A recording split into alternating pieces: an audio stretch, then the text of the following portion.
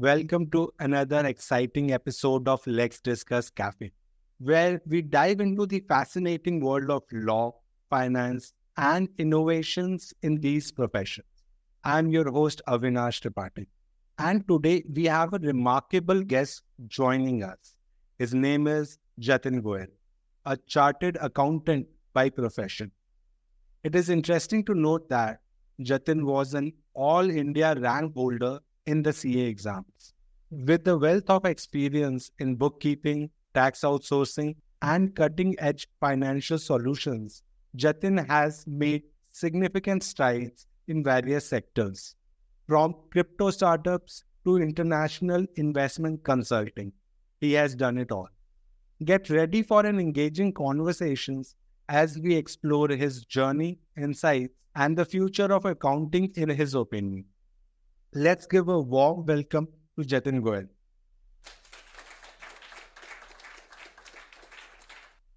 So, Jatin, welcome to Let's Discuss Cafe podcast. We invite established legal and financial professionals like you and try to understand what's the pulse, how can we be better at what we're doing. So, welcome. Any initial thoughts that you might have?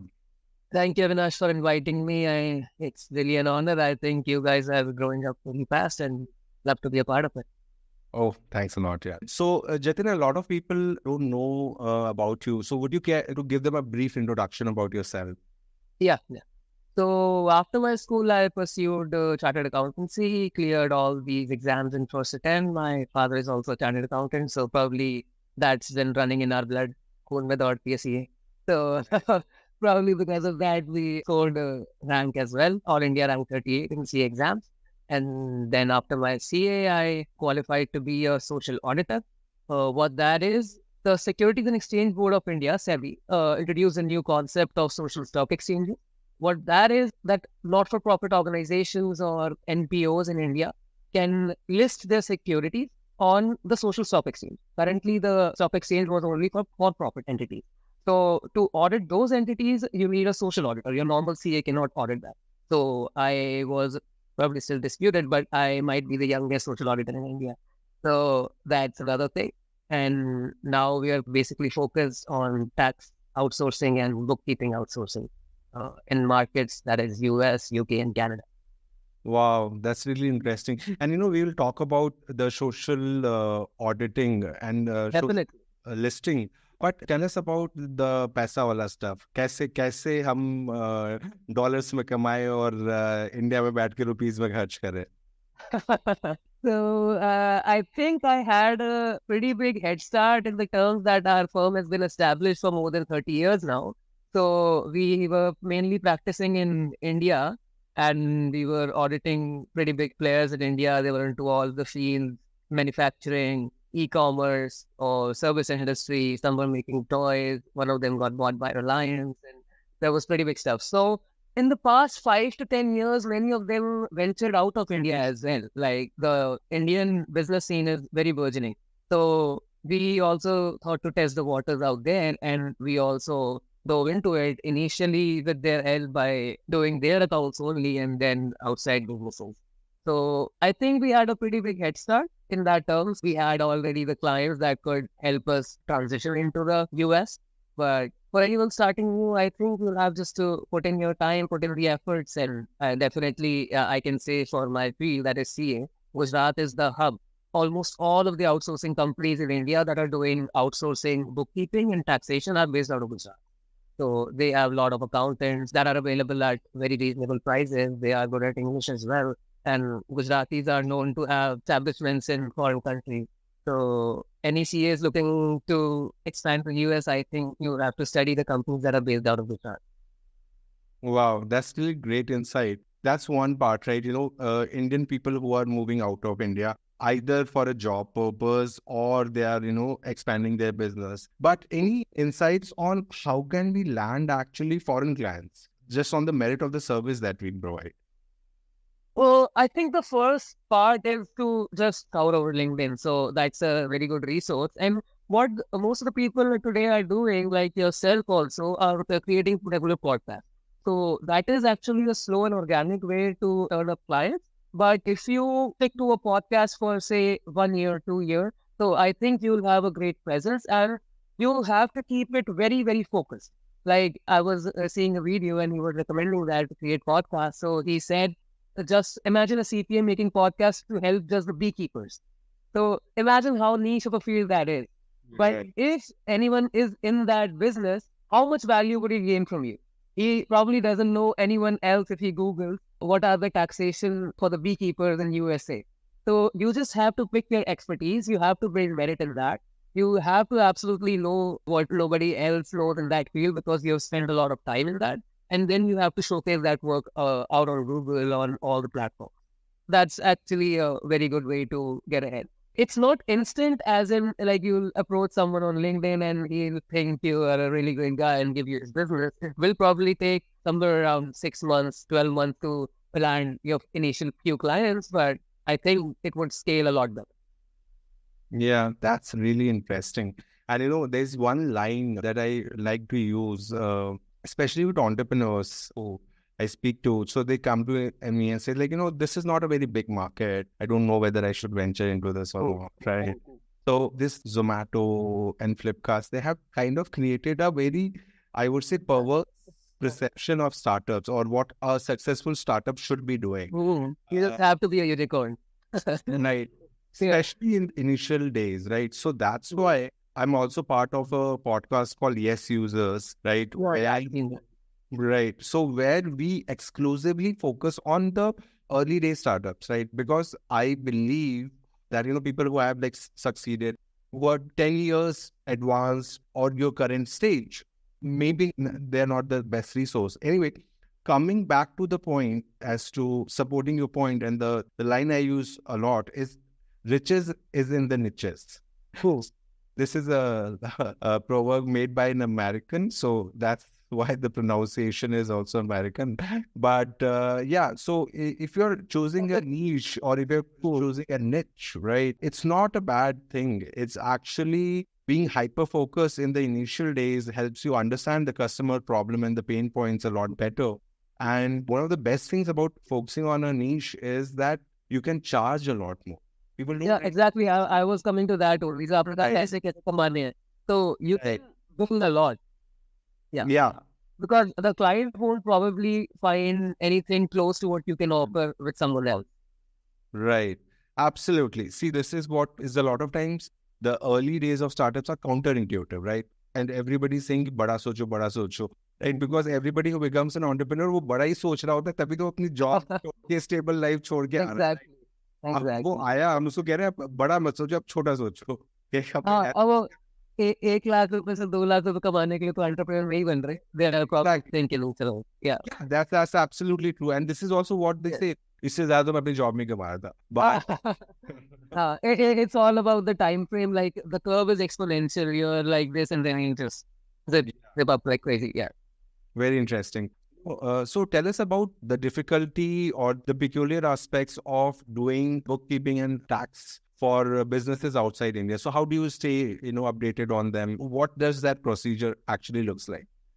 Okay. So yeah, on the point of how do we stay updated on them, we have a team that has previous experience. Like we are still new to this, but we have a team that has vast experience in that, and we just gather all of their insights, what they have to think about it. So I'm also doing my CPA right now. CPA is equivalent to chartered accountancy in the US. So I am currently pursuing that. So I think the professional degree helps a lot in attracting more clients and keeping myself updated on that. Other than that, I think as you do work and interact with your peers, with your colleagues, as you approach me, I approach a lot of other people on LinkedIn, and a lot of these people give me new insight, and we attend events and everything like that. So I think that's a great way to stay updated. Like in bookkeeping, there is nothing much to stay updated on other than the technology aspect of it. Like how can you do it more efficiently and use less and less of your resources. In the taxation part, you have to be much more updated. So we just have many newsletters coming in, many subscriptions which are constantly being updated, and our team reads that. We also read that. So I think that's a pretty good way to go. That's really interesting. So, yeah, I don't know whether I should ask this question. Like, what is the typical ticket size of an international client? What is the typical, obviously, I'm not asking about what you guys are charging, but what is the typical CA charges from a company? Depending, like, the company is really in the initial stages and in India or in India or in the in US? India and outside India, both. Let's ask that. Okay. In India is varies a lot. Like if a company is in the starting phases, then I'd say like we've been established for very long, and someone who comes to us, they have a fair sense of idea what we charge. But I think this podcast is based on new entrepreneurs and people who will be setting up shop just now. So I think they would be able to, for annual audits, they would be able to charge a client somewhere in the range of 50,000, 60,000 rupees for audit. And then there are other services. So cumulatively, if it's a good, serious business that is on a path to scaling, they can charge somewhere around 1 lakh rupees in the very initial phases. And then it goes, per annum, per client. So then it expands exponentially. But on the flip side of it, people in the US or in UK, Canada, or Singapore, Australia, these are the typically markets that outsource you in India. They have a lot more paying capacity.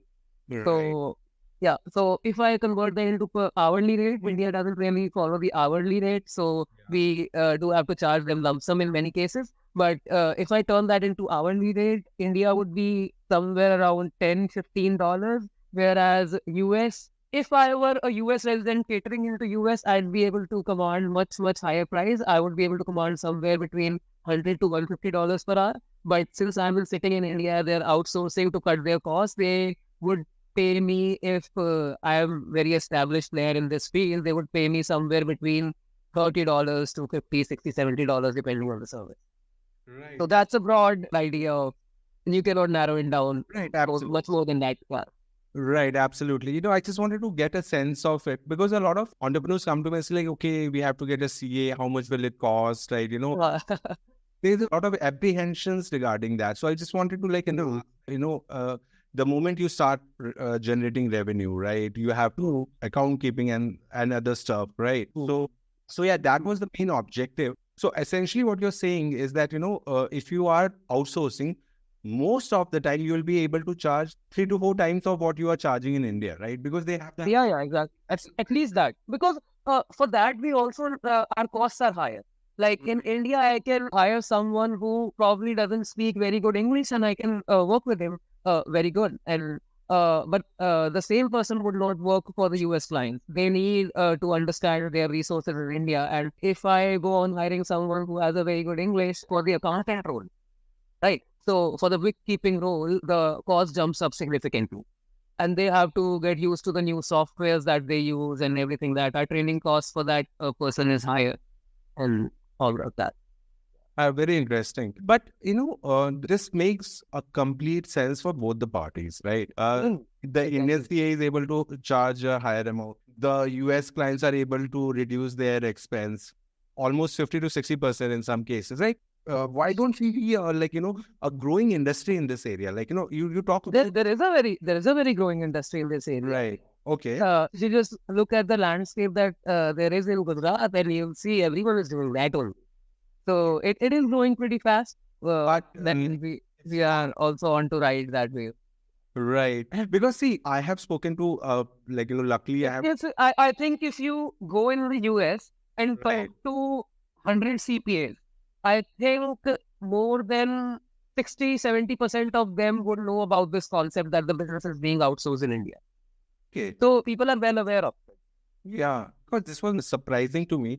See, because what happens is that if I'm speaking to entrepreneurs, especially the early stage entrepreneurs in the US or Europe, almost everyone says, right, okay, we at one point we have thought about outsourcing the software development process to India to reduce the cost. Right. But when I speak to them about legal or accounting services, in my experience, not more than 1 or 2% have even considered it. Right. I'm not even talking about doing it. I'm just talking about, considering that as an option. Oh, when I gave you this number of 60-70%, I said CPAs.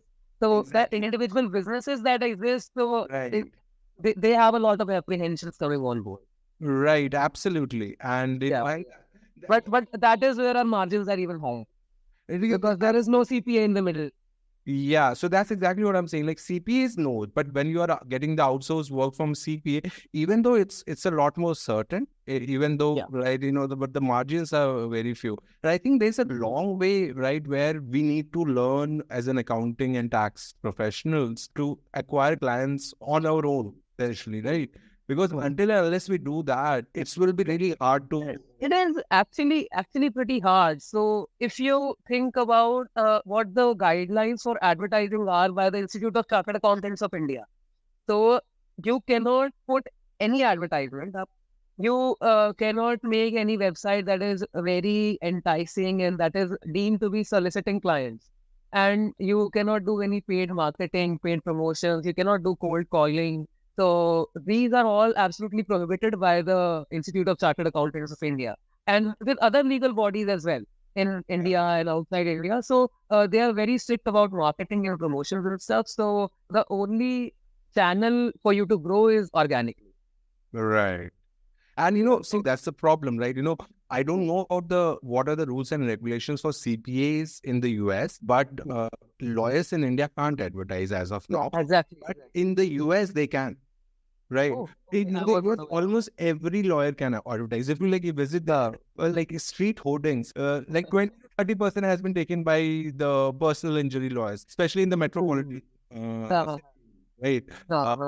Right. And see, this is the problem in India, right? We are a growing country. If everyone started advertising, there are chances कि वो जो rickshaw के ऊपर microphone लगे होते हैं वहाँ पे एडवर्टाइजमेंट होने शुरू हो जाए. So you get my point. Like people would do things for very low margins as well. और अभी भी आप देखोगे तो people who are not chartered accountants, there are lot of billboards and lot of small pamphlets being distributed कि 100 रुपये में ITR file कराइए, 500 रुपये में GST रिटर्न फाइल कराइए. So a lot of that is going as well in India also. So, but if you are regulated by a professional body, they have certain rules, and I think we are good to follow them. right. But yeah, that's essentially true. And, in a way, we need to maintain the decorum of the profession, right? Yeah. Because that might be the best approach in the long run.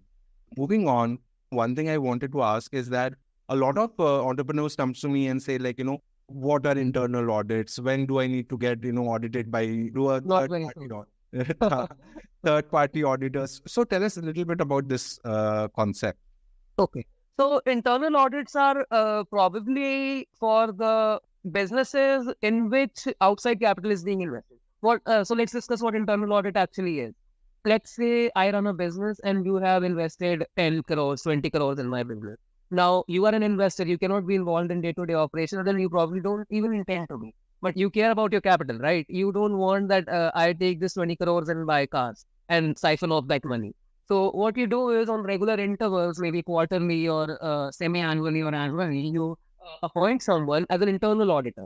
And since you have appointed them and you pay them, so they audit us on your behalf and they give you the report, right? So that is what internal audit is as compared to the statutory audit. The statutory audit or the annual audit, that is the mandatory compliance, they are paid by the company. They are still very independent and they are not in any way influenced by the company, but their payment is made by the company and then they report to all the members, all the shareholders of the company, including the promoters and the outside shareholders. Okay. An internal audit can be very specific in what you want to be checked. The statutory audit is for the financials of your company. The 90% of the focus is on financial, and if the figures, the balance sheet and the P&L being presented is appropriate or not, reasonable and fair. But the internal audit can be on any of your process. Let's say you are Swiggy and you can get the internal audit done of your payments processes. They would dig really deep into the payments process, how it is being processed, what accounts are being credited, whether there is a different expenditure and income account, and whether they are managed correctly or not. What are the authentication that is being done on that? And the statutory audit would be very broad. They wouldn't dig that deep into it. Right. That's really interesting. So in your opinion, when should a company start getting internal audits? In the initial stage, when they are, small or medium enterprise, or when they are a large enterprise? Oh, see, when you are a medium enterprise, you have a mandatory requirement by the government to get internal audit of your financial controls. So Okay. you have many controls in your company, but there is a mandatory requirement to get those internally audited only for the financial controls when you have achieved a certain scale. Okay, I'm forgetting the limits here, but it was somewhere around if you have a turnover of more than 100 crores something. So it was after quite a while. So that Right. was for the financial controls. And then you would probably face internal controls. Like we have an audit of a school under us. The owners of the school have given the operation and management of the school to some outside entity. So they get that full accounts and all their operations or their teaching staff audited on a semi-annual basis. And the size is not that big. Like think of a typical school in Gurgaon. So if that is that, but they still need internal audits of that because they have no control over that. So it typically depends on what your requirements are and how the relationship between the promoters and the owners of the company are. That's really interesting. But after, if you're a listed company, then Yeah. every one of them is getting internally audited. Right. Oh, obviously, those are the big, so I just wanted to understand from, early Yeah, stage. just like if I give you a stat, like out of all the unlisted countries, I think 99% of them don't have any internal audit Wow, the penetration is that low. Right. because they don't need that, right? Most of them are wholly owned by the promoters and the initial founders. So why would they need any internal audit department? What would they do? मतलब अपने आप को check करके क्या करेंगे? पर जब listed company है और पब्लिक इन्वॉल्व हो गई तो पब्लिक की आपको इंटरेस्ट ध्यान में रखते हुए इंटरनल ऑडिट कराना पड़ता है. Absolutely makes sense. And is the story same for, unlisted companies who are subsidiaries of MNCs? Subsidiary of MNC, MNCs, no, which is the proportion would be really different in that. right. Yeah, because Yeah. that's what I have seen. I have a lot of friends who are working for such companies, and they keep telling me about like, "Acha internal audit hai." No, that there the case is different. Right. Like, we are talking about the early stage entrepreneurs. So just like, obviously I don't want to reduce your business, but like, people who have just started their business and this is their first year. So what kind of compliances or what are the 3, 4 major things they should be doing? It has been a year since they have been doing business. They The have company is bought in incorporated, right? they have bought in the company incorporated. They tried to get the business off the ground. I am telling you what majority of entrepreneurs are like. They go online or they get some CACS to get the company incorporated. Then they are not talking to that CA or CS. That is the biggest issue, right? Right. आप क्या करोगे, आप e commerce platform पे आ जाओगे, आप फ्लिपकार्ट पे cell करने लगोगे, पर आपको यही नहीं पता होगा कि आपको फ्लिपकार्ट का भी टीडीएस काटना है. Right. आपको लगेगा you are dealing with Flipkart and it knows everything, और आप तो उसका टीडीएस कैसे ही काट सकते हो because Flipkart is Flipkart, right? Right. But if you are advertising on Flipkart, like you have listed a product on Flipkart and you are promoting that to be on top, so you are paying Flipkart for that advertising. But what Flipkart would be doing, like अगर आपने वो सामान 100 रुपए का बेचा तो वो आपका 20 रुपए एडवर्टाइजिंग का काट के आपको 80 रुपए देगा. तो आपको लगता है ठीक है मेरे पैसे कट के आ गए, पर आपको उस 20 रुपए पे टीडीएस काट रहा है. You have to deposit that TDS to the government, and then you have to claim that amount from Flipkart by writing them an email. So those things people don't know, and for that you have to be in regular consultation with your CAs or any tax professional that you have and explain them your business. Absolutely. But yeah, see, not going into that detail, like, just for general awareness, I wanted to know what are the 3, 4 bigger things that, which is applicable to like 90% of the businesses. Most of them are very case specific, but two, Like they say, three, four. short keeping to karna hi karna hai, right? Whatever money you are receiving, just Wow. write it somewhere. It's Whatever. not even somewhere. It absolutely should not be on Excel. You have to use bookkeeping software from day one. Okay. Why is that mandatory? Actually, for companies now, every company is required to have a bookkeeping software. It is mandatory requirement by the law. And if for a moment we do not consider that, the law is now so strict that every company needs to have a bookkeeping software that has a edit log in it. Like if you change even one entry, it should be logged. What was the previous entry and what is it changed to now? तो ये तो एक mandatory requirement है जो अभी पिछले साल से launch हुई है. Okay. But if you are a company, only then. Right. अगर पार्टनरशिप फर्म है, कोई और बिजनेस एंटिटी है तो नहीं करना.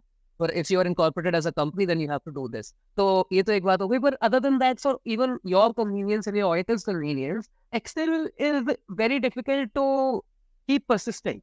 अगर मैं थोड़ा सा टेक्निकल लैंग्वेज में बोलूँ या फिर प्रोग्रामिंग वाली लैंग्वेज. I know.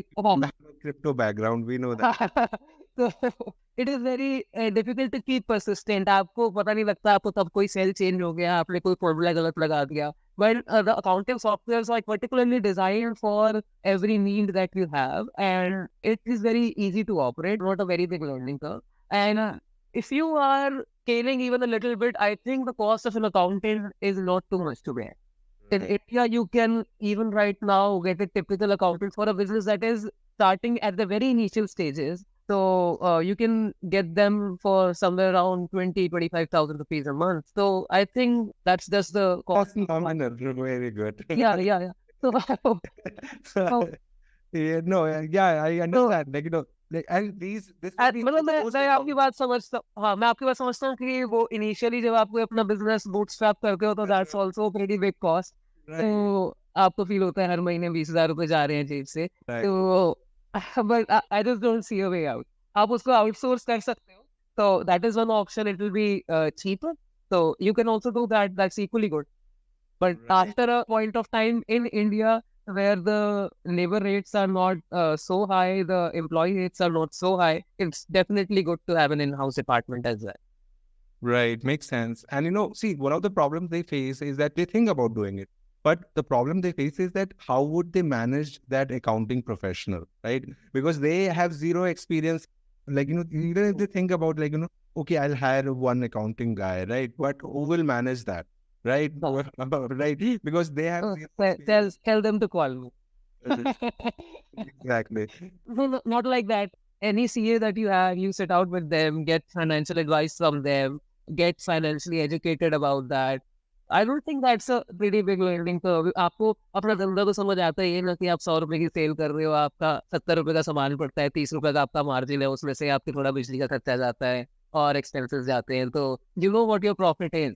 आपको बस बीच में ये देखना है कि आप जीएसटी सही से चार्ज कर रहे हो, आप टीडीएस काट रहे हो नहीं काट रहे, और आपको बस ये बीच में चीजें देखनी है. And for that I think you should not be personally involve. You should be very focused on your business and that task should be delegated to an accountant.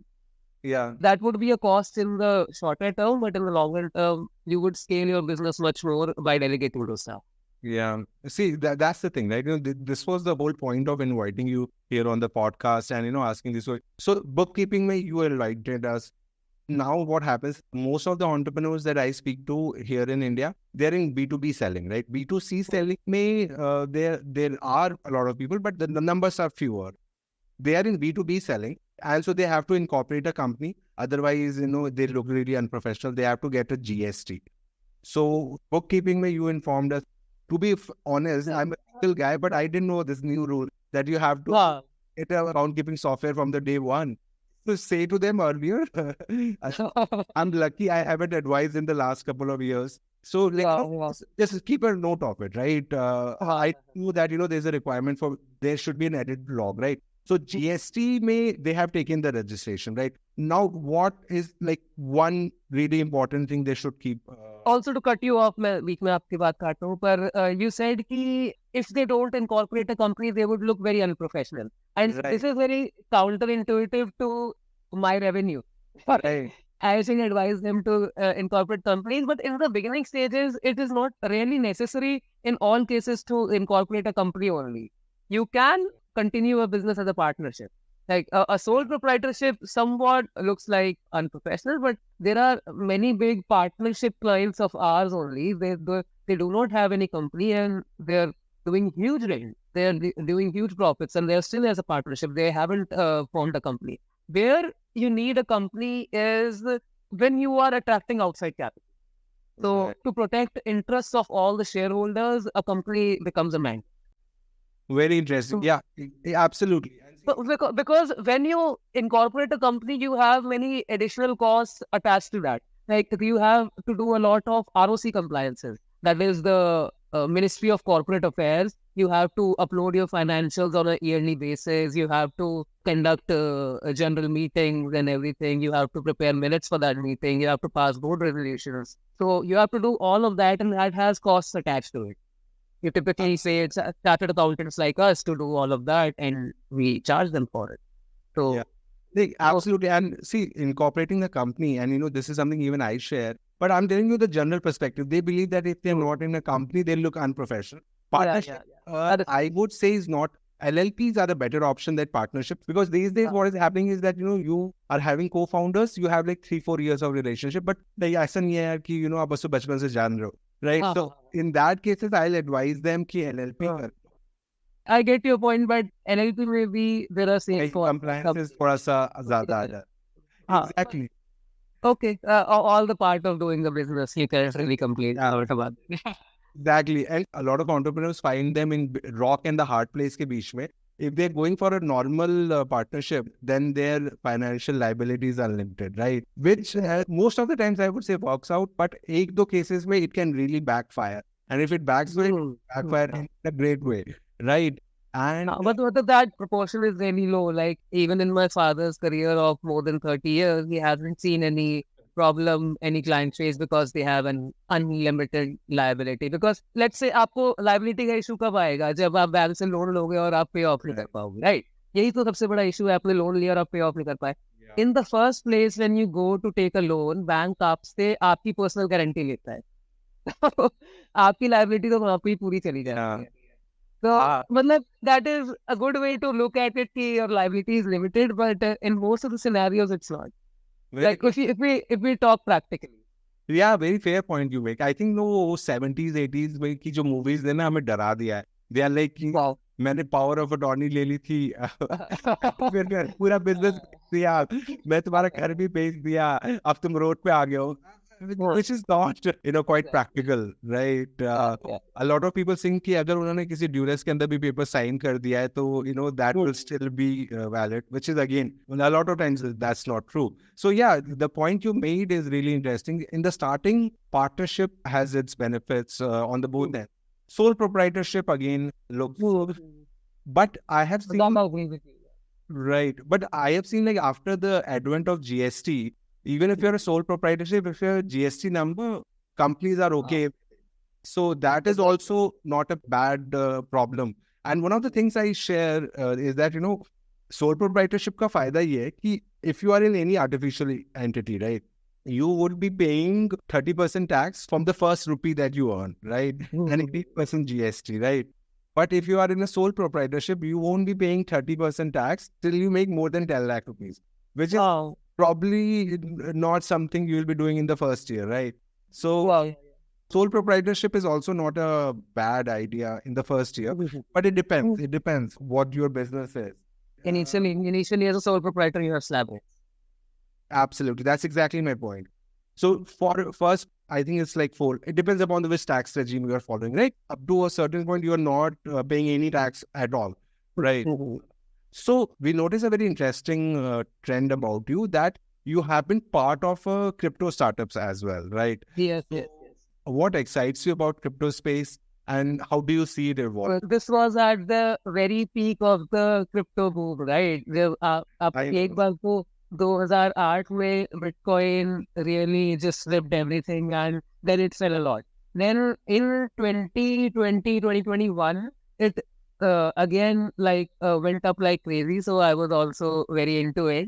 Didn't make a lot of money or anything, but I was really excited by the technology of it, technology aspect of it and the blockchain side of it. Yeah. So I had some connections at Statesman, so I asked them if I could join as an intern. I was still pretty young at that point.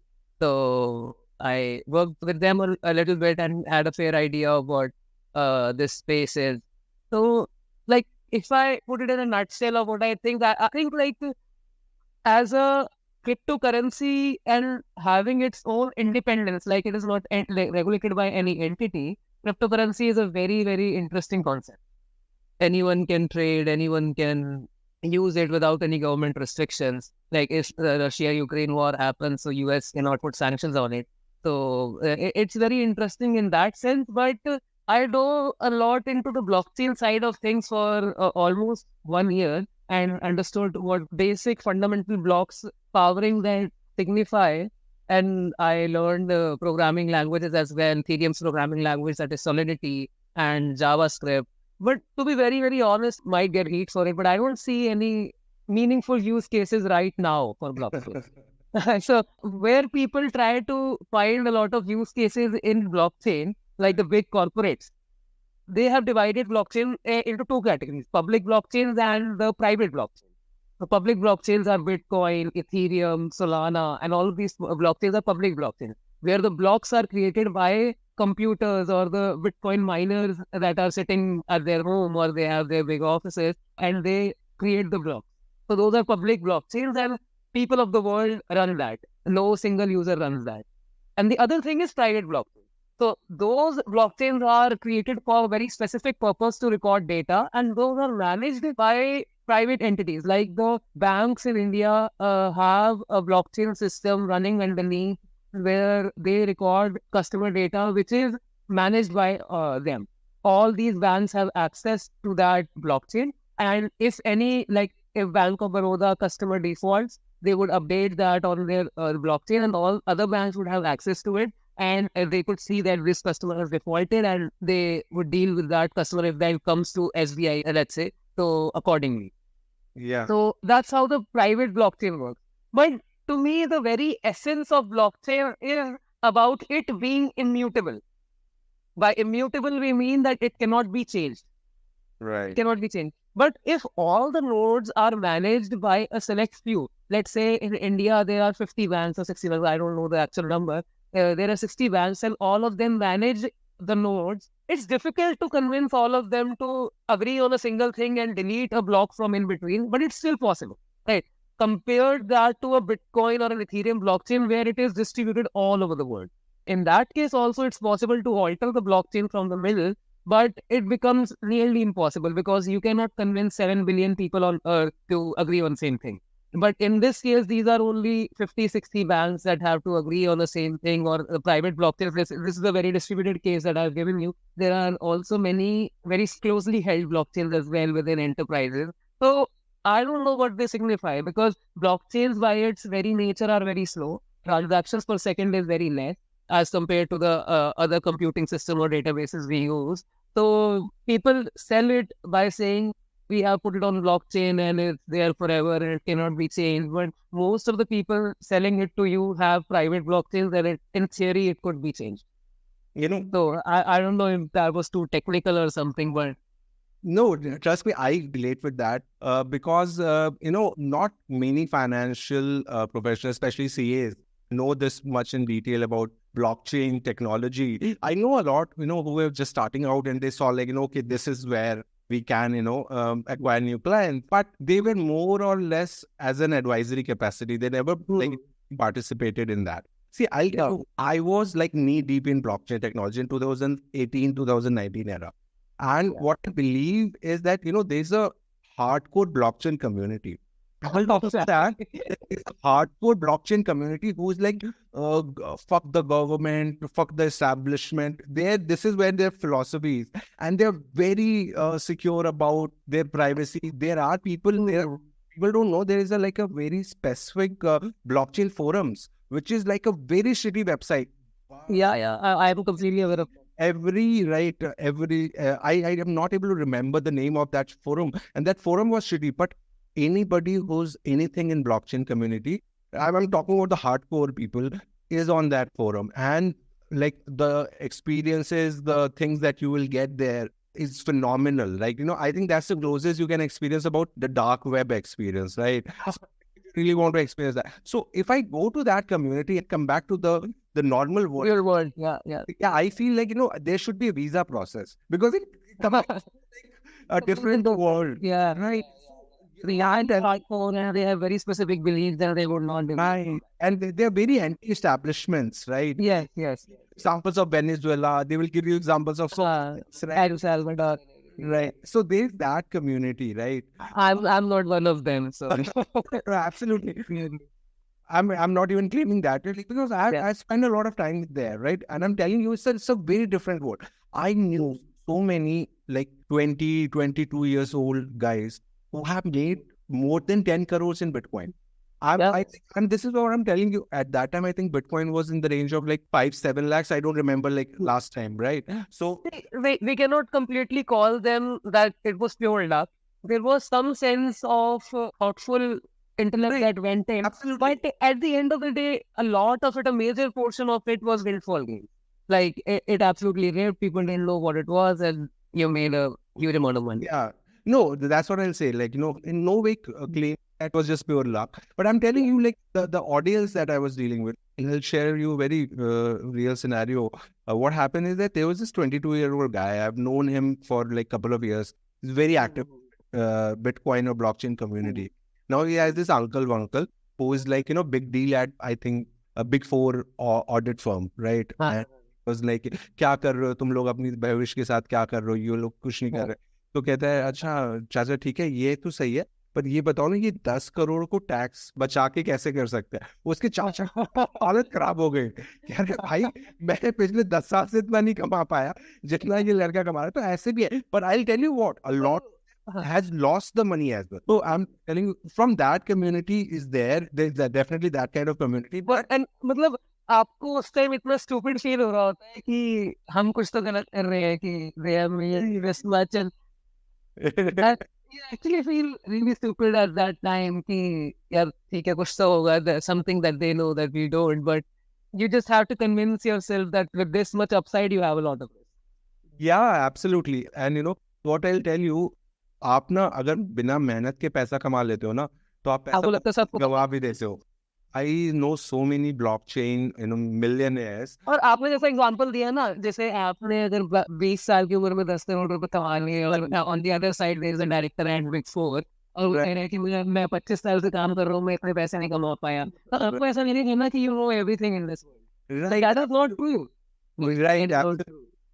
And they have invested in shitty deals, shitty blockchain startups, and they have lost a lot of money. But the close friends that I had, they used to come to me and say, "यार अविनाश ना, इस 10 करोड़ को 50 कैसे करना है?" मैंने कहा, भाई 10 करोड़ को 50 नहीं करना है तूने ना, अभी तो 20 का है, तेरे को 30 साल तक ये 10 करोड़ को 10 करोड़ ना, तो बहुत बड़ी बात होती है. बहुत बड़ी बात. Right. And you just compound it slowly at 15, 18%. 18% is also a big return. So अगर आप spend money as well, ना, they will spend the money. 10-15 यार, जब इतना पैसा आ जाता है ना, तो यंग एज में पैसा आ जाना ना, so I will tell you, like उनके प्लान्स ही नेक्स्ट लेवल के हो रहे हैं. कह रहे हैं, यार मैं सोच रहा हूँ इटली में ना एक विला खरीद दूं. मैं वहां 6 महीने रह के आना चाहता हूँ, इन्वेस्टमेंट भी अच्छी हो जाएगी इटली में. मैं कह रहा हूँ भाई, तू ये मत सोच, राइट, तू मजे कर, 10-15% ना उड़ा भी दे. Just make sure कि by the time you're 30, you still have that. Right. They probably won't. Right. And in a lot of cases, that's what happened, right? But now coming back to your point, so that's what I wanted to kind of give you a context that, people, they will talk about blockchain technology. Then there's this hardcore community, which has been there in like, 2012, 2013, right? Then there is like people who are looking for the solver business use case. I completely agree with your point कि कुछ इतना interesting use case समझ में आया नहीं, right? And I went in it for a very long, not very long, but a reasonably long time to understand what it is. Like, if you learn anything new, there's a bell curve. So it starts like this and then it goes like this and this. For anyone listening on audio, you won't be able to see what I'm saying. You start at the top. आप थोड़ा सा 2 दिन पढ़ते हो, 10 दिन पढ़ते हो, आपको लगता है आपको सब कुछ आ जाए, सब समझ आ जाए. फिर आप उसी चीज को 1 महीने तक पढ़ते हो, फिर you drop really fast on that bell curve. आपको समझ आता है कि यार मुझे तो कुछ भी नहीं आता, and there is a shit load of things that exist and I don't know anything.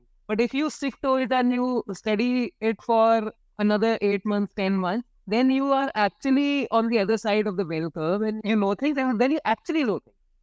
आपको लगता है कि आपको चीजें पता है और आपको एक्चुअली पता होती है.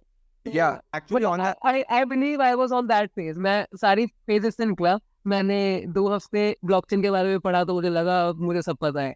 Then I joined the startup and I did more research और मैंने देखा, फिर मुझे लगा मुझे कुछ भी नहीं पता. फिर after a while I had a point of view which was very close to me, and तो मैंने सोचा कि this is not for me and I didn't see any real use case. Yeah, same story. And there might be things that future may use case might develop. So that's why I still stay in touch with that. If the knowledge waste now, or there might be something that would explode and that would have real benefit to the society. But right now, I just couldn't see it. Maybe because of the lack of mindfulness. Yeah, same here, same here. मेरा भी यही story हुआ था, and that's why I like by the time 2018 and middle of 2019 I left that community altogether and started focusing on the other stuff. And you know, उस time पे I'll be honest, a lot of people were using this as a buzzword. You know, People still are. People still are. yeah, You can see a curriculum now. Every subject has a little topic for blockchain. right. They introduced that a year ago. Right. But I'll give you a guru mantra. I'll share a guru mantra which I have developed after really long years of study. दूध का दूध और पानी का पानी करने के लिए ब्लॉकचेन टेक्नोलॉजी में, राइट? कोई भी आपको आगे बोले ना कि मुझे ब्लॉकचेन टेक्नोलॉजी यूज करनी है, हम ये कर देंगे, दुनिया डिस्टर्ब कर देंगे, मैं आपसे बता एक सवाल आप पूछना, एंड हिज और हर आंसर विल एक्सप्लेन कि वो बंदा जेन्युइन यूज केस खोज रहा है या ब्लॉकचेन का जस्ट हाइप का वो कर रहा है, राइट? Please tell. कोई भी आपको आगे पूछे, and this might be technical question but मैं इसकी डिटेल में जाऊंगा. द क्वेश्चन इज, आप उससे पूछना कि यार आप जो एक पब्लिक ब्लॉकचेन यूज कर रहे हो, what is the advantage that you have over a private distributed ledger technology, right? So that is the question you will ask. अगर उस बंदे को समझ में नहीं आता है तो समझ जाओ कि उसको ब्लॉकचेन पढ़ाई नहीं है उसने कुछ, right? Now to the people I will explain what this question essentially means. So जैसा आपने बोला ना कि पब्लिक ब्लॉकचेन्स होती है, तो उसमें क्या होता है कि इट्स इम्यूटेबल है, वो उसका डेटा सारे के पास करा हुआ है, जैसे बिटकॉइन है, bitcoin, right? Then you can also create a private distributed ledger technology. Essentially imagine this as a Paytm, right? So Paytm में आपके वॉलेट में इतना पैसा है, आपने इसको इतना दिया, and this is just something that only Paytm knows, right? So you just ask them, if we make distributed ledger technology, basically ये कहती है कि जो आपका लेजर है वो 10-15 लोगों के पास रखा हुआ है, who are not related to each other, right? So what is the main benefit that you are getting from using a public blockchain versus a private distributed ledger technology, which in a lot of case, oversimplifying, is also like a private blockchain as well. In a limited sense, this is what. तो अगर वो उसका आपको एक genuine answer दे पाता है कि यार this is the reason I feel, right, you know, कि we have to use a public blockchain, then I say कि यार वो बंदा जेन्युइन है. That means they have thought about it. Right. So that is my like guru mantra. I figured. But matlab, how do you find those people that are unrelated and you can involve them in your private blockchain? Right. Yeah. How do you trust them? Like, Right. that's a very optimistic scenario to imagine, but आपको लोग मिलेंगे कहाँ? Right, absolutely. No, you're absolutely right. But there's a lot of financial measurements. See, finance incentives आप हमेशा कर सकते हो. इसका एक तरीका है, I'll go in a detail of this, is that, you know, जब भी आप एक block mine करते हो, right, it is only mined if it is accepted by a lot of nodes. Like वही basically essentially stop करता है from making sure कि कोई भी कुछ भी ना लिखने लग जाए, right? What you can do is you can create a secret process, in a process where the notes that you have, the selection of that is secret, and it is done in a way that it is not shared with the other providers, right? But even if you imagine that कि यार हमें ना, अगर immutability is not the whole idea, right? Immutability in a lot of cases, imagine this, like, you know, when we talk about immutable blockchain, the best use case people bring in is land records. They say, like, you know, the land records blockchain पे ले आते हैं, and it's a decent use case, right? But my question, this is one of the exceptions that I also agree with. Land records might be a decent use case until the point it's on a public blockchain. right. But let's hear to your point as well. Right. No, so that's what I'm saying. Like, in that case, what's wrong with trusting the government's blockchain? So right now, if you think about it, right, it is the record that is there. And now the data record is actually maintained by the government. So if it is there, if it is kept in a way where the government is controlling the blockchain, and government has the incentives to be neutral, right? Because why do you need a blockchain in the first place? You can keep it on a database also. Exactly. You can keep it on any server, and those servers can be at many places so that you can maintain redundancy. But you don't need a blockchain. Exactly my point. Exactly my point. See, you answered your question. You don't need that. अभी तक काम चल रहा है, right? चल रहा है. मतलब you can, the pain point that you're solving here is not the blockchain or database. The pain point you're solving is converting physical land records into digital land. Because that's the pain point you're telling for the users. No? Like if you ask them, okay, why do you want to bring it on the blockchain, right? What they will say. So very strong argument someone on internet gave, like कि कोई एक country थी वहाँ पे बहुत बड़ी fire हो गई और there was a big war और सब land records destroy हो गए और किसी ने किसी की land पे कब्जा कर लिया. So you can keep that on a database and that could be at a lot of places. But this is not a blockchain problem. Right. No, this is, see, that's what I'm saying. Blockchain, what I feel is the best explanation was, and I may be called a pessimistic. I think blockchain was a technology that was looking for a problem, right? So exactly my thing was that you don't need to solve this by blockchain, right? By using blockchain, you are not providing any benefit because see, what the biggest flaw that I realized about blockchains is that they try to destabilize the main, I don't know whether I should use this word, but government is like the biggest gunda, right? You, because you're surviving here, you have to pay 30% or 20% or 10% tax to it, right? Now blockchain is coming in and वो कह रही है government को कि भाई तो side hut, मैं नहीं को करने वाला हूँ. So right, how can the government allow that, right? Even if the government has no control to allow that, the community is not organized in a way to operate at such high level.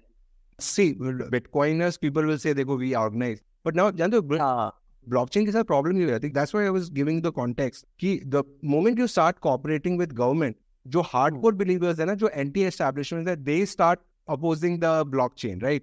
Or the moment you go and please the hardcore wala people, then you are somewhere worried कि यार government के साथ पंगे ना हो जाए, right? Take the example of Ripple. It's a stable coin. Like, you know, अगर आप blockchain community में जाके बोलोगे, they really hate stable coins. But stable coin is nothing like, अभी हमारी government ने भी digital rupee launch कर दिया. China also did that, right? But if you see hardcore establishment, they hate stable coins. But अगर Bitcoin को आप कहोगे, तो government कहेगी कि यार, you know, my currency, right? जो, you know, which is... That makes a lot of sense, yeah. Right. You're competing with them directly. Right. So that... Right now they have the printing power. Many people don't know this. During COVID, US printed more than 100% of their like अगर उनके पास पहले $100 थे तो they printed 100 more dollars. Yeah. Like अगर उनके पास पहले $100 trillion थे तो they printed $100 trillion more during COVID only. So they have a power right now to print as much currency as they want. Right. So you are competing with that by launching your crypto. Actually, I like compete with that. Bitcoin is 18 million. That inflation is caused by government, which, like, you know, if everybody switches to Bitcoin, the, like, you know, the price of the Bitcoin, because they are limited supply, that will increase. But somehow that will counter that. But still not a means of trade. Right. No, so that's the thing. Like, you know, luckily we met because we hear a lot of people who are, like, you know, really in the pro of Bitcoins. We are not in any way against Bitcoins, but these are the some of our personal experiences when we decided, okay, this is not... But I'm still of the opinion that the world is in a very better place when Bitcoin exists. I like it. I think the community is very strong and this is something really new and I personally love it. But it's still not for me to build something in it and dedicate my life into right now because I don't see that kind of potential in solving real world problems with the blockchain. Yeah, and you know, see, I don't have a definitive answer on the question whether the world is a better place because of Bitcoin. But if you go and look at the history, it's very interesting. Like, you know, this came as an aftermath of 2008 financial... Yeah. Caused a lot of problems for genuinely hardworking people, right? And it came out of that, and we will probably do a... And I mean, not even that, but the story is so cool, right? They were anonymous guy who built this, and it's just Satoshi. Yeah. And so it's just so cool. I just can't help but admire it. Absolutely. You know, the stories, I suggest to everyone, go and read it, right? It's such a strange story कि it can be just fact. Fiction में कोई इतना weird सोचेंगे. Right. there's an Australian guy who claims कि मैं Satoshi Nakamoto में कोई है उसको and there are people who are saying मैं नहीं हूँ, लोग कह रहे नहीं भाई यही है Satoshi Nakamoto, पर अभी भी नहीं पता चल पाया कि who's the real guy. And so they just have the image. Right, and people say कि जो initially जो उसका wallet है जो Satoshi Nakamoto का, उसमें बहुत सारे Bitcoin पड़े हुए हैं. It's a huge amount of money. I don't remember the exact money, but Satoshi Nakamoto को भी पता है कि जिस दिन the largest so see, that's the beauty of the blockchain. आपको पता है कि हर wallet में कितने पैसे, कोई भी जाके check कर सकता है wallet address से. तो अभी जो सबसे ज्यादा बैलेंस वाला wallet है, it is actually believed to be not owned by anyone. जिस wallet में सबसे ज्यादा बैलेंस है, तो I think it had 200 bitcoins or 2000. I don't remember the figure exactly. So, पर किसी को, no one owns that. So, yeah. Yeah, one thing people also forget कि Bitcoin के wallet को होना बहुत आसान है. yeah. That's another. We had a long discussion about blockchain, so moving on. Yeah. We made this in a hardcore blockchain podcast. So it's the rapid fire round time. Tell me, are you ready? Yes. Please. First question, coffee or tea? Tea. Okay. Favorite accounting software, obviously besides Xero and QuickBooks? No, actually Xero and QuickBooks are not my favorite. I am still a hardcore believer in Tally. Interesting fact, like we were researching Indian equity market company for one of our clients. So the company is IRFC, Indian Railway Finance Corporation. So they have a balance sheet size of more than 21,000 crores. So they still use Tally for all their accounting purposes, everything. So people think Tally is a very small software and cannot be used at scale, but it's really a really nice software. Absolutely. So if you could audit any historical figures, finances, who would it be? I think I would go with something scandalous like Satyam or Enron. And those would be really cool to be involved in. Right. They are historical figures now. One financial tip you would give to budding entrepreneurs? Don't invest all your money in Bitcoin. Absolutely. Just be one thing. Late Rakesh Jhunjhunwala also said, like, if you earn 18% year on year, you're actually the king of the world. He said that. Like, that's actually a bit of exaggeration, but people don't understand that 18% per annum, if you get a return on your whole of your capital, that's huge. That compounds really fast. Right. So don't go chasing 100% returns year on year. That is unfeasible or not good. Cats or dogs? No. Nice choice. So as we are running out of time, actually we have surpassed our allotted time. So I'll ask one last question with you. As you're a holder, what advice would you give to a person who has just started preparing for CA? CA is for a person who, like, the course is very long, right? So I cleared my CA luckily without failing any exams. But it still took me 4.5 years. So it's a very long journey that go through, and you might fail 1 or 2 exams. I hope you don't, but you might, and that's nothing wrong with it. So thing that you have to remember is mental strength बहुत चाहिए आपको इतने लंबे period तक अपने घर बैठ के पढ़ाई करने के लिए. There is not a big group आप जिसके साथ पढ़ रहे हो. You do not interact with people on a daily basis. COVID के बाद तो ये हो गया कि सब classes भी online होती हैं. So you are just at your home or you are reading. तो वहाँ पे थोड़ी सी mental strength चाहिए. So have some physical activities that you can do. ये में क्या होता है, like in CA final you have 8 exams. Now you have 6 exams, but earlier you have मेरे टाइम में 8 होते थे. तो मैं अपने एग्जाम से पहले तक भी really love running. तो मैं अपने एग्जाम से एक दिन पहले तक भी रनिंग करने जाया करता था. और it's like you have 8 exams in 16 days. तो बीच में खस एक दिन का गैप होता है, and in this 16 days you give 8 exams. So that become really stressful, but that was my way of blowing off steam. So have something like that in your curriculum where you can blow off steam, and that's something productive. And what motivated me to get a rank was I didn't score really well in 12th standard. So I wanted to prove myself. So I aimed for a rank and luckily got it. So Wow. I thought to myself that I wasn't a complete failure. And Yeah. just one question just came in my mind, right? Because in India, what happens is usually they get a CA and then later on they get a lawyer, right? So in your experience, which is so broad, where do you see most of the companies hiring their first lawyer? Okay. Oh, that's a difficult one.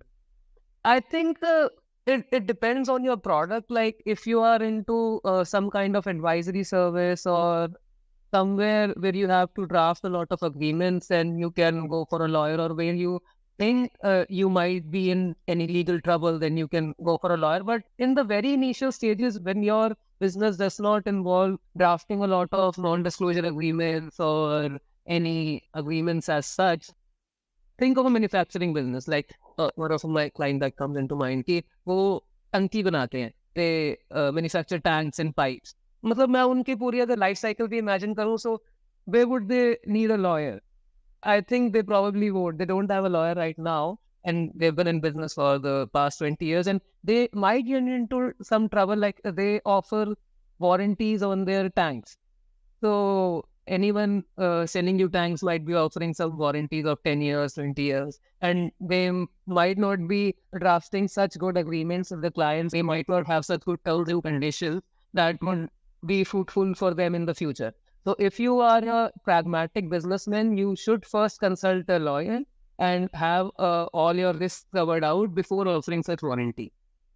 Yeah. Right. So this is one of the cases that off the top of my head that I just thought right now. So these are some of the cases where you have to think about it. Well, you have to think of the worst case scenario and then think, ki, how do I mitigate that risk? Wow. That's And a lawyer would help you. A good lawyer would help you in that. Right, because these days what I'm seeing, like I speak to so many entrepreneurs. I said like, okay, company incorporate, okay, accounts file, okay. Then I wanted to get a trademark. A lot of times even CAs help in that, right? So, what's in your opinion? Like, is this a common trend? We don't do trademarks or anything like that, so I haven't had many people approach us for that. But there are many good consultants that do specifically trademarks only. So I think you should go to the specialist. Absolutely, absolutely makes sense. Sure, Jatin. Thanks a lot for coming on the podcast. It was really informative and entertaining. Yeah, Avinash. We are dove very deep into the blockchain stuff. Yeah, but it was really fun remembering all that. Like it's been almost a year since I've discussed this with anyone else. So probably because many people it just rained off and the Bitcoin fell again, but now it's on the rise. So See, that's what I'll say to everyone. And for me, it's been even longer, like because it's been, I think, 4 5 years since I last discussed. But what I'll say to people, don't confuse between blockchain and Bitcoin, right? Bitcoin is one of the use cases of blockchain. Don't measure the success of blockchain technology on the basis of what is the price of the Bitcoin technology. exactly. Into that FOMO where you will say कि अच्छा Bitcoin इतना बढ़ गया और बढ़ जाएगा. Guys, I have seen people make money. I've seen people lose money as well. So don't only invest that much money in cryptocurrency that it's okay to lose, right? Bitcoin is not investing, in my humble opinion. It's more akin to gambling, right? More akin to gambling. I won't say like, the risk is so high. Consider me as a pessimistic, right? It's more close to gambling. So be very conscious about the portion of portfolio you are investing there. More than 1% of your portfolio is a very big risk, and you should really, really think about it and then. 1% तो बहुत conservative. मैं तो 4-5% सोच रहा. No. Well, I wouldn't be comfortable going chat much for say. We are very diversified, like as a family also, like we are very diversified. Right, like, I know who come there. I'm like, yeah, 1% is, I think, is very. It depends on your capital as well, right? What is the quantum of that 1%, right? Exactly. Absolutely, right. So yeah, and as I'm a lawyer, I know where to put disclaimers. The conversation Not a that we financial had advice. it is for information purposes. There is no legal and financial advice here. Okay, please do your own research before investing anything. We don't want you to come back and start. हमें comments में गालियाँ नहीं चाहिए. ठीक है? So Jatin, thanks a lot for coming in. It was really interesting. Thank you, Avinash, for inviting me. It was an honor. Yeah. Yeah, bye-bye. Take care. Bye. Bye. And that wraps up today's episode of Let's Discuss Cafe. We hope you enjoyed our insightful conversation with Jatin, who shared his valuable experiences and perspectives on ever-evolving world of finance and accounting. From his impressive achievements as a CA to his innovative contributions in various sectors, Jatin's journey is truly inspiring. If you found this episode helpful, don't forget to subscribe, share, and leave us a review. Stay tuned for more engaging discussions with industry leaders and experts. Thank you for listening, and until next time, stay caffeinated, stay curious.